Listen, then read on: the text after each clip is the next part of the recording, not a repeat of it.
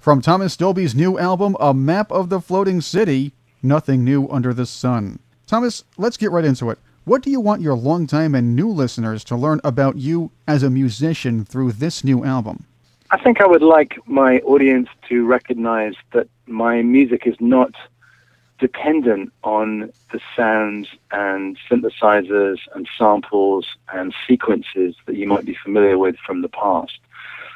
Underlying all of my songs, regardless of how the instrumentation works, there is a story, there is a message, there is a personality. And it's since I started making music, when there were relatively few people using electronics and production and programming in music, today there are tens of thousands of people sitting in coffee shops with laptops, with better equipment than I ever had when I was in the studio back then. And therefore, it's important to me not to just fall in with the crowd and spend my time making sort of groove-based music like so many other people. What I have over them that they don't have is a songwriting craft and an ability to tell a story through the vocals and the melodies and the chords of my songs. And so that's really what I'm focused on with this album. I think that it has a sort of a classic feel to it. I think that many of the songs like 17 Hills and so on have a narrative which you get sucked into. And they're more than just experiential. They're certainly not just sort of dancey, groovy ways to pass the time. They have a literate side to them, which hopefully will give people a lot to get their teeth into. One of the standout stories that you tell is that of Evil Twin Brother. It has a lot of the importance of being earnest in it. You know, I've heard that mentioned before, and I've yet to quite understand the comparison, but Evil Twin Brother was actually written one very jet-lagged night in a noisy hotel in Lower Manhattan when it was 3 o'clock in the morning, extremely hot, and I couldn't sleep, and I got very hungry and thought I'd go out and look for a bite to eat.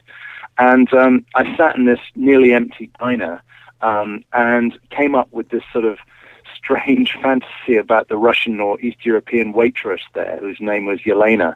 And the rest of it is really pure fantasy. But in the song, as you'll hear, we arranged to meet when she gets off her shift, and she takes me to a sort of Euro trash, trancey nightclub down an alleyway and pulls me out onto the dance floor against my will.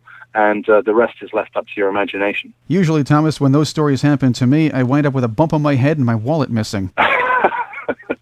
Well, I mean, given that my story was all in my imagination, I didn't have to go through the same thing that you did. But no, I mean, I love to. There's a lot of fiction in my lyrics. I very often start out with a real world experience and take it to the extreme, you know, with a lot of imagination.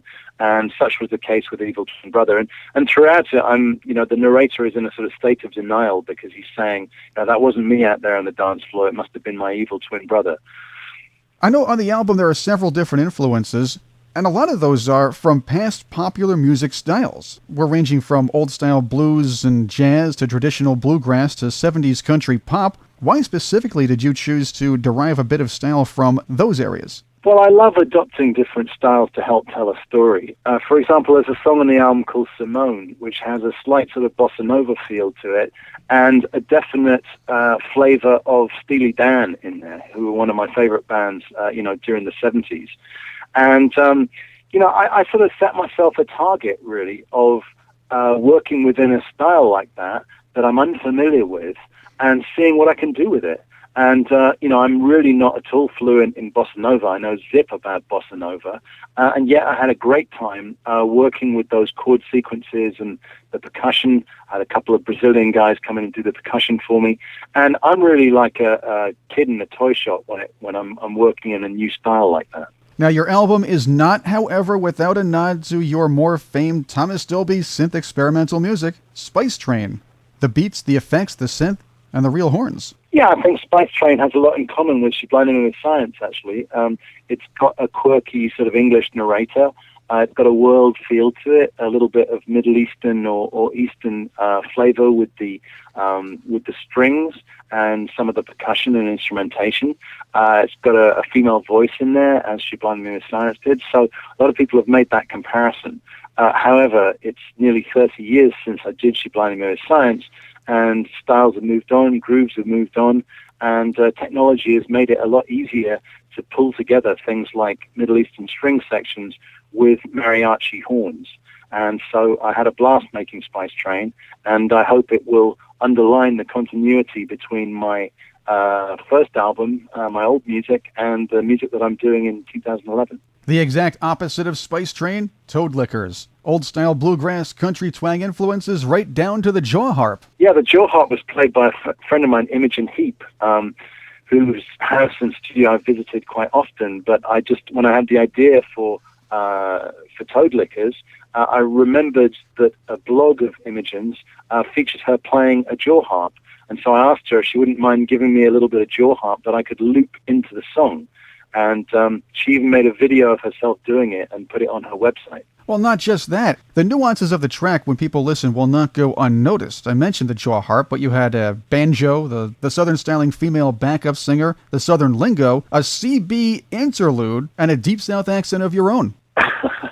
Well, it's amusing you should say that, because it's not really CB radio. It's actually the Welsh Police, because Toad Lickers is set not in the Blue Ridge Mountains of Virginia, but in the foothills of Snowdonia in Wales, which can barely be called mountains. The Toad Lickers in my song are a tribe of eco-hippies who camp out up in the hills looking for various ways to get themselves high. And when they get the munchies in the middle of the night, they creep back into town and raid the skips behind supermarkets for junk food. That sounds like a lot of fun. Not really. Yeah, I was very inspired with Toad Lickers by a writer called Wade Davis, who I think is currently in the New York bestsellers list with his book about Everest in the 20s. But he wrote a song, Wade Davis wrote a book which included a chapter about a smoking toad, because during his time as National Geographic's chief explorer, his job was basically to travel around the world hanging out with indigenous tribes people and getting high. And so he wrote a chapter about smoking toad, which, as it turns out, is less likely to get you on cloud nine, more likely to put you in the emergency room. So I don't recommend it. No, not at all. Sometimes there are hazards to that kind of job. But anyway, we'll get into that at another time. Thomas Dolby's my guest on Revenge of the 80s Radio, along with the album A Map of the Floating City. Earlier in the year, you released an interactive social media multimedia game. Yeah, well, in the lead up to the release of the album A Map of the Floating City, I created a transmedia game called the Floating City Game.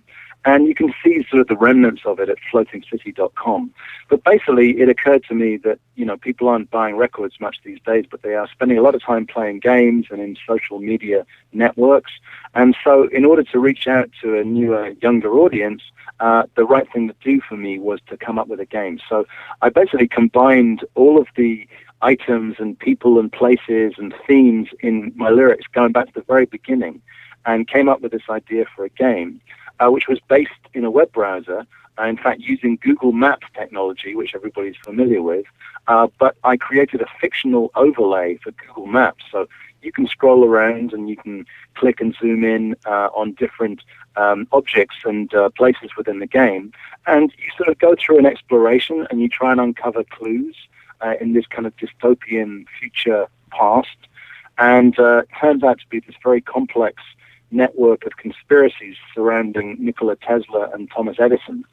And the winning tribe within the game got to experience a private concert by myself and my band, at which we performed the Map of the Floating City album in its entirety as a one and only special event just for the game winners. Thomas, you span several genres in A Map of the Floating City, and the companion game for the album introduced some of your new listeners to your music of the past and present. But what are some other musical and creative endeavors you'd like to delve into in the future? Well, I'm delighted to be back making music after all this time.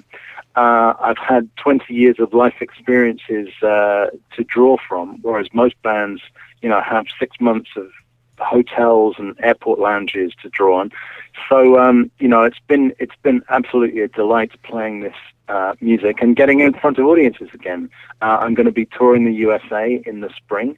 I've just completed a tour of the UK, which went very well, and hoping to get out to Australia, actually, in early February. So really reconnecting with my audiences on the road is turning out to be a lot of fun. And I hope to be making more albums and doing more tours in the near future, along with a return to production and film scoring and all of the stuff that I enjoyed so much during the 80s and 90s. Thank you very much for coming on Revenge of the 80s Radio with me, Thomas. To find more out about A Map of the Floating City, log on to Thomas's website, thomasdolby.com. Let's play another track from your A Map of the Floating City, Thomas. Here is Toad Lickers on Revenge of the 80s Radio.